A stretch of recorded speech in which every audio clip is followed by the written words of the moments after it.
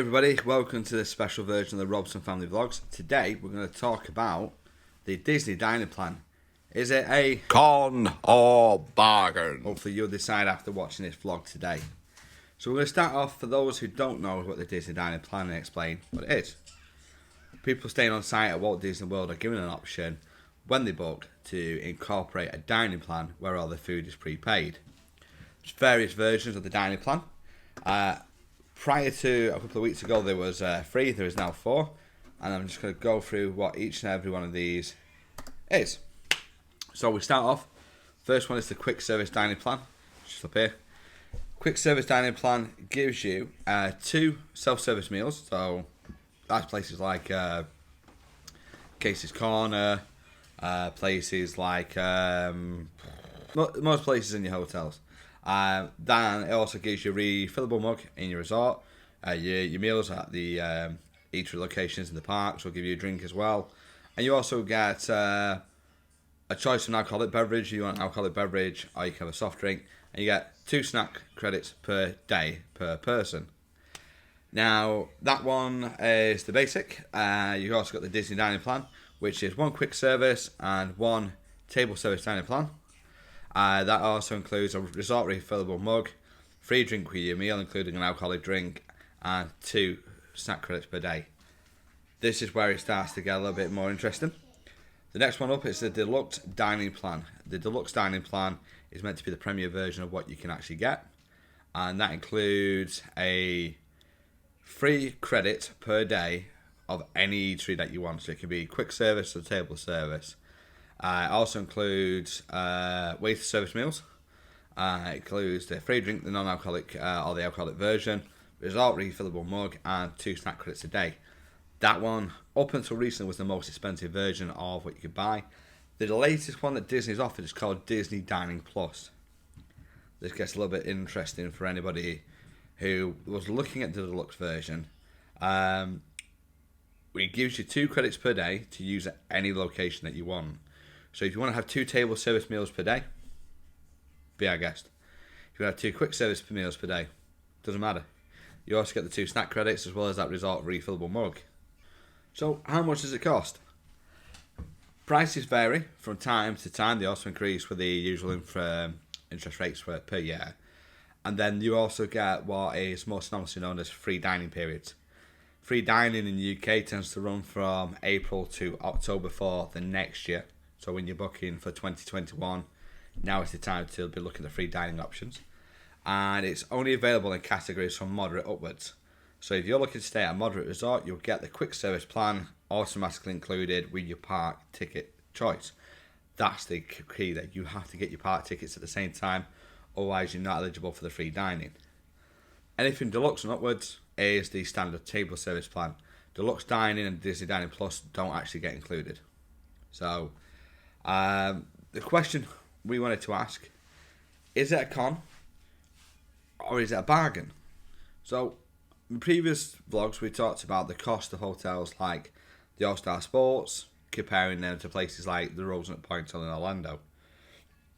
We're going to follow this very, very closely because there is a question of the value of staying on site at Disney, being in the heart of magic, to the value of paying for the free service plan. So right now, if we were looking for a hotel for 2 weeks, based on 2 adults and 2 children, staying from the 20th of October, it's always cheaper to fly on a Tuesday for some reason. Virgin Holidays are advertising either one of the Port Orleans resorts at £867 per person. That's $3,468 for the family. Now, when you look into that and you factor in that price against, say, places like Point Orlando, there is a massive difference between what you're looking at. So the Rosemont Point in Orlando tends to be quite a favourable one with most travellers through the Get Binky Deal What Makes You Happy page, so Orlando Time and Disney Orlando for Brits. That same resort, right now, for that same time of year, is only £762 on iDrive. Yes, you got your park tickets. Yes, you don't get that 60-day fast pass. Okay, so that's a price difference of £2,705. Question is, bargain or not? Now, these are obviously based on this year's prices. Free dining is finished at this stage. To get the quick service dining plan with Disney, cash price is a difference of £1,484. So that brings your price up to the part of £4,000 difference for staying at a Disney resort to staying on a drive. You've got the higher range resorts where you're looking at stuff like, so for example, if we went back and took a look at the Animal Kingdom Lodge, personal favourite of ours, that works out at £4,687 for the 2 weeks. That's nearly a £4,000 price difference. Question is, how much is that dining plan? Well, according to Disney's website, to Virgin Atlantic, who pretty much run par for par with the price for Disney, they would price that dining plan at £2,386. Yeah, £2,386 for 2 weeks for the dining plan. Again, a massive, massive difference. So there's about £1,000 variance in that. If you're looking at these prices for next year with free dining is included, so you're not paying that £2,386 for the dining plan, it works out that the Rosen only ends up being about £1.50 cheaper at the Animal Kingdom Lodge to being maybe about £900 cheaper than the Port Orleans. But you're eating at Disney, you're in a captive audience. If you drive, you've got the ability to go to places like Applebee's, you've got the Longhorn Steakhouses, Denny's, IHOP. These places are going to be monumentally cheaper than it would be to be eating at Disney World every day. There's restaurants in Disney where you can go to a bachi Japanese style showcase dinner. That would be somewhere in the region around about $200 for a family of four to sit down and eat. That's roughly around about £170. Forgive me, my conversion is off. The same meal would only be about $80, $90. And then you've got to factor in the tip. For those people who don't know, tips are not included in the Disney dining plan. So although all your meals are included on the Disney dining plan, quick service being tip free, you've still got to find anywhere between 10 to 20% of the value of that meal on top of the meal itself. Con or bargain. So what does it become? If you're looking at a meal at $200, that's another $40 on top you're expected to pay. Over a 14-day period, you're looking at an additional £560 or $560, in tips just on those meals. That's based on you having one table service meal a day. Imagine having 3 on the deluxe dining plan. Con or bargain. You got to answer this one. These are the things you got to look at. So is quick service worth its money? I enjoy the quick service. Yes, you are limited, but don't forget each Disney hotel has that transportation system. Get yourself to another hotel. If you're on the monorail, go to another monorail hotel. Either on the Skyliner, go to another Skyliner resort. Get the bus and go to Disney Springs. You got places like Earl of Sandwich, you got Chicken Guy, you got Wolfgang Puck Express, the Deluxe Burgers. There's just too many to mention. Get yourself down there and use those credits wisely. Because all you're going to be doing is eating burgers or flatbreads or other things that's sold in your hotel or in the parks every night. Try and find a way to vary that round. Is the Disney dining plan worth its weight in gold? I don't know. When we travelled in 2018 and we stayed in Animal Kingdom Lodge, we used the Disney dining plan on that particular trip. We are staying at these kind of resorts again this time, but I'll come to that in a moment. The question is, are these places worth the value? Are they worth the weight in gold? I don't know. I honestly can't say that. It's down to everybody's flexibility. I like the idea of paying for my holiday and knowing that my meals are paid for when I get there. So whatever cash I take from me, yes, might be for tips, but ultimately it's for me to go away and do whatever I want. I have a credit card that I link to my resort, so if I did that, I've got my credit card linked to resort. My credit card will pay for my tips. I pay my credit card when I get back home. And then I have my Revolut card or my Post Office Travel Money card to use for spends. So then I know what I'm walking into. Do I think it's a bargain? In some cases, yeah. If you can't drive or you don't feel comfortable driving in the US and you want to be able to be within that Disney zone, yeah, it comes in very, very handy because you know everything's sorted. America is a beautiful place and we love America with the deepest parts of our heart. But it's still, compared to England or to the United Kingdom, it's still a foreign nation, and there's things in there, some social traits, things that happen within certain states that you don't feel 100% sure of your safety. And you forget sometimes you're in that Disney bubble, you're in there, in that place where you're in your resort, and you sometimes think to myself, okay, I'm fine, I'm on holiday, I'm going to be okay. That's when disaster tends to strike. So having that on front, yeah, can be very, very handy. But at the same time, if you're able to drive and you have the flexibility to go to places outside the resort, do that. You've got Kissimmee around the corner, you've got Lake Buena Vista around the corner, tons of restaurants, you've got Walmart, Disney's Art of Animation does have little kitchenettes. They're starting to do that a little bit more with some of the resorts. If you're a DVC owner, remember, like we are, depending on what size room you go in, we'll have full-scale kitchens, particularly from the one-bedroom villas upwards. Well worth being able to go and buy some groceries, pop them in your room, and maybe only buy food in the resorts once a day. Snack credits. You can buy cereal from your grab and go in your resort in the morning with your snack credits, which will get you the cereal and a little carton of milk.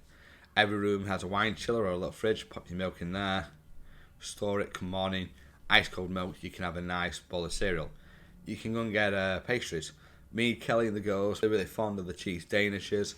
Really, really nice. Just to have one in the morning with a coffee in the room. Beautiful. That's where your bargain comes through. And the other thing that people will tell you is don't use your snack credits on water or drinks in the park. Use them for whatever the hell you want. Use them wherever you feel comfortable. If you want to go and get yourself a bottle of water, get one. We have Holly with us, who's still quite young, and quite often we'd have to get a squeeze of bottles of juice. We'd buy the water because it was chilled compared to the water fountains.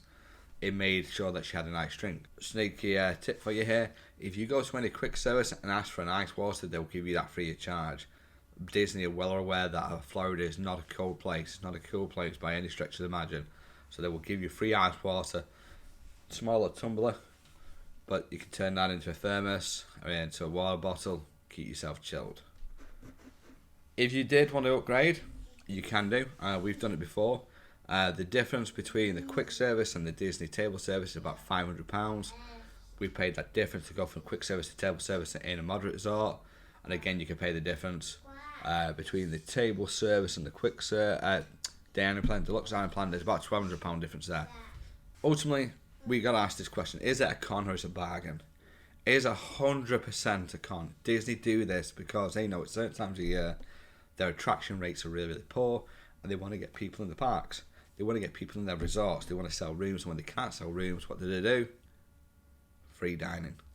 So, definitely a con in that respects. There is cheaper options if you're willing to explore them. Is it a bargain? Yeah. If you want that flexibility of staying within the Disney bubble without having to worry about your food, if you want as close as you're going to get to an all-inclusive experience at Disney, this is definitely the way you're going to get it. Just keep in mind that when you're paying $2,500 for the Disney dining plan for the table service, and that includes your tips, there is cheaper ways of doing it. There's definitely cheaper ways of doing it. How can you find cheaper ways? Number one, if you're a DVC member, your room's already paid for, you just pay your annual dues. That's cheaper than being a rack or room rate person who's paying for the room as part of a package deal. Number two, look at alternative options. If you're staying in a large group, what it'll cost a group of 9 to stay at Disney is far more expensive than it would be to stay at, say, a villa or a villa type resort. Number three, look at where you're eating. Look at your family's eating habits. Are you going to be the kind of people who are going to have a huge breakfast and eat nothing to tea? Then go and look at your places on Aya Drive, look at your places in Kissimmee and Lake Buena Vista. Fill yourself up, piece of fruit, small sandwich, get yourself through the day, then go somewhere else at night time. It's all about what your habits are, what you want to do each day, and how you want to move forward with that. So that's it, folks. Disney dining plan. Con or bargain?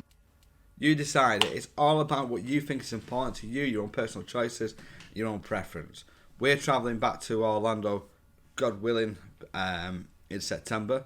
The current climate being as it is, and a lot of people have had to rearrange and change plans, and we're hoping that everybody can still get to visit the Magic as and when. But please follow us on Instagram, on Twitter, and of course on Facebook and YouTube, and we'll look for our updates. We're going to be talking a little bit soon. Me and Kelly will be doing a podcast in a few weeks where we're going to be talking about our plans, where we're staying. We have had to tweak them ourselves a little bit, and we hope you really enjoyed this. And I hope it answers the question for you about whether or not this is Con or bargain. See you next time. Come on, kids. Time to rock and roll.